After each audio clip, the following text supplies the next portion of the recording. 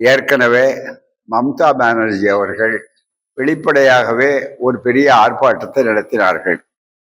வழக்கு போட்டிருப்பதும் அதற்கு முன்னால் உச்ச நீதிமன்றத்தில் தேர்தல் நிதி சம்பந்தமாக வந்த பிரச்சனையில தேர்தல் கமிஷன் நடந்து கொண்ட முறையும் இப்போது தொடர்ந்து இந்த எஸ்ஐஆர் என்பதை ஒரு குறிப்பிட்ட எதிர்க்கட்சிகள் மாநிலத்துக்கு மட்டுமே அது செய்வது என்ற அளவில் ஆக்கி கொண்டிருப்பதெல்லாம் அவர் முழுக்க முழுக்க காவிமயமாக்கப்பட்டிருக்கிறார் என்பதுதான் அதுக்கு அடையாளம். ஆகவே ஒரு நீதிமன்றம் போல, உச்ச நீதிமன்றம் போல இருக்க வேண்டிய ஒரு தேர்தல் கமிஷன் அது முழுக்க முழுக்க எல்லாமே ஆட்சியாளருடைய இன்னொரு பிரிவாக, கிளையாகத்தான் அது அமைந்து கொண்டிருக்கிறது. ஆகவே இதுல மிக முக்கியமாக இந்த தீர்மானத்தை கொண்டு வந்திருக்கிறார்கள்.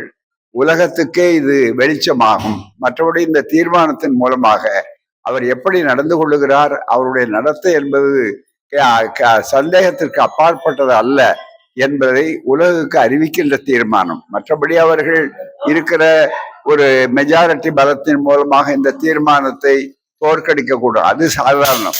அது சபாநாயகர் மேல வந்த மாதிரி. இதுவரையில சபாநாயகர்கள் மீதாவது பல முறை வந்திருக்கிறது. ஆனால் தேர்தல் கமிஷன் மீதே நம்பிக்கை இல்லை என்று சொல்வது இருக்கிறதே, இது முதல் முறை நாடாளுமன்றத்தில் இது பிரதிபலிக்கிறது. இதைத்தான் மக்களும் எதிர்கொண்டிருக்கிறார்கள். ஏனென்றால் லட்சக்கணக்கில் வாக்காளருடைய உரிமைகள் பறிக்கப்பட்டிருக்கிறது.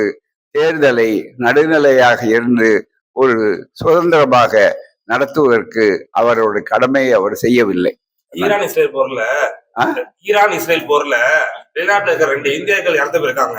இது சம்பந்தமா நம்ம பிரதமர் என்ன நடவடிக்கை எதிர்பார்க்கறீங்க? போர்ல இந்தியர்கள் 2 பேர் பலியாயிருக்கு. போர்ல 2 இந்தியர்கள் பலியாயிருக்காங்க. பிரதமர் நடவடிக்கை எடுக்குமான்னு கேட்கிறாங்க. தாராளமா அதுல அதை போரற்ற உலகை உருவாக்க வேண்டும். இதன் மூலமாக அவர்கள் இறந்தவர்கள் இந்தியர்களாக இருந்தாலும் சரி அல்லது மற்றவர்களாக இருந்தாலும் சரி, மனித நேயத்தை அடிப்படையாக கொண்டு மனித உயிர்கள் தான்.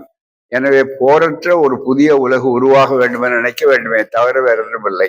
ஆனால் இதை கண்டிப்பாக பார்க்க வேண்டிய ஒரு ஐநா சபை என்பது குரட்டை விட்டு தூங்கி கொண்டிருக்கிறது. மோடி தொடர்ந்து வர்றாங்க,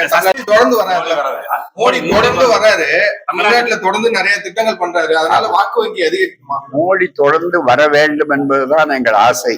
ஏனென்றால் தொடர்ந்து திமுகவுக்கு வாக்களிப்பு அதிகமாகி கொண்டே இருக்கக்கூடிய வாய்ப்பை அவர் தெரிந்தோ தெரியாமலோ புரிந்தோ புரியாமலோ அளித்துக் கொண்டிருக்கிறார். எனவே ஒவ்வொரு மோடியுடைய வருகையும் தமிழ்நாட்டில திராவிட முன்னேற்ற கழக வெற்றி கூட்டணிக்கு உரமிடுவதாகும்.